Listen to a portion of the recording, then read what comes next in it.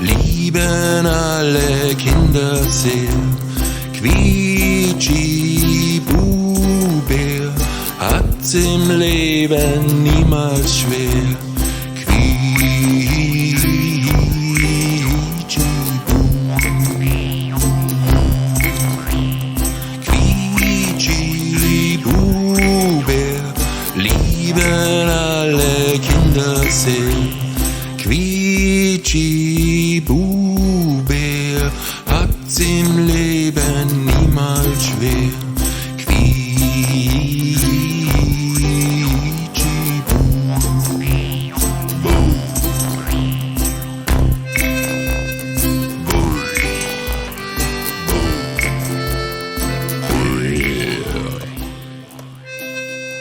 Hey, ja, na klar, natürlich erzähle ich weiter. Habe ich mir schon gedacht, dass ich jetzt nicht aufhören kann. Wo waren wir stehen geblieben? Ach ja, einer kannte den Weg, unser Quietschi-Bube. Und so zogen die Freunde durch den Wald. Es war ziemlich dunkel im Wald.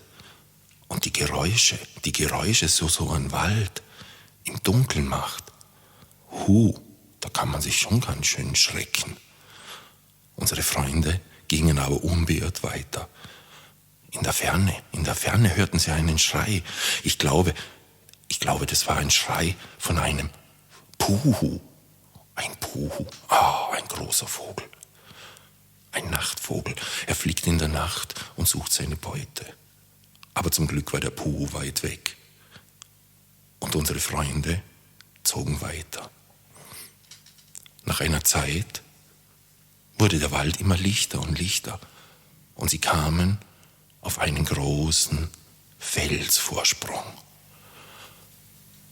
Und von diesem Felsvorsprung konnte man das ganze Land sehen. Es war ein wunderschöner Ort.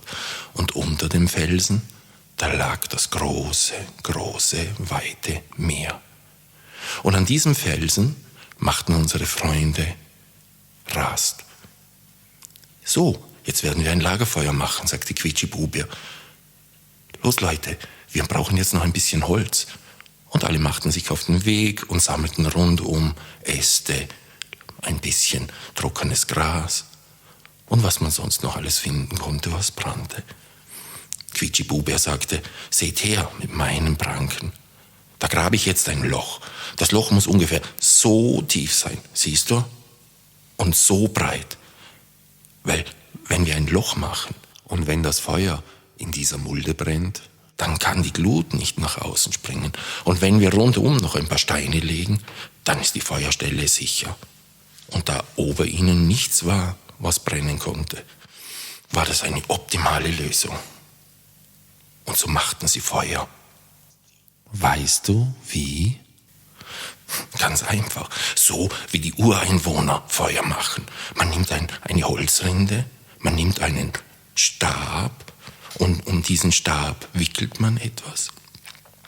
Zum Beispiel einen Wusler, und das machten sie auch. Der Willi Wusler, der wickelte sich um den Stab. Und der Stab, der war unten in der Rinde. Und der Quietschi-Bube, der gab ganz feines Gras und Moos, ganz trocken dazu. Und dann sagte er, und jetzt müssen wir ganz, ganz fest alle am Schwanz vom Willi Wusler ziehen.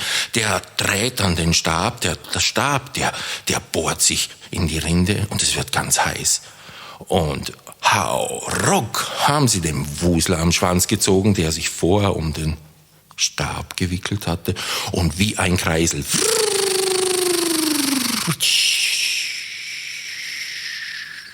drehte sich der Stab und das Feuer fing langsam an zu glühen. Und alle pusteten vorsichtig. Und plötzlich war eine Flamme da.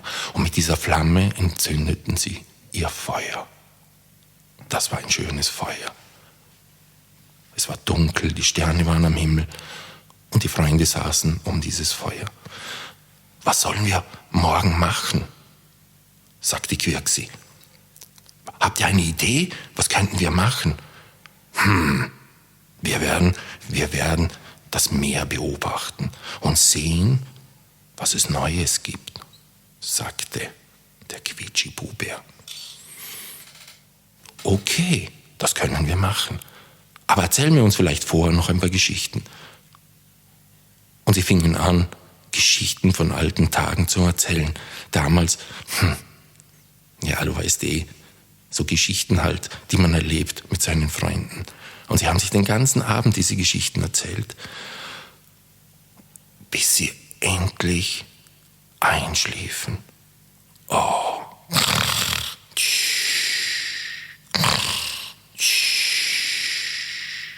Schnarchte der Worsch. Und die Quirksi. Das war auch lustig. Und dann der Quietschi-Bubär.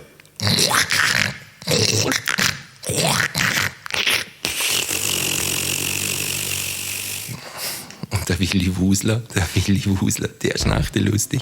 Der schnarchte genauso.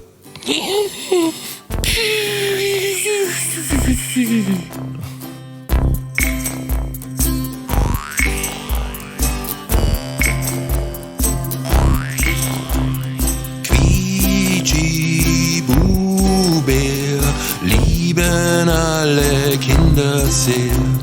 Quietschi-Bubär hat's im Leben niemals schwer. Quietschi-Bubär lieben alle Kinder sehr. Quietschi-Bubär hat's im Leben niemals schwer.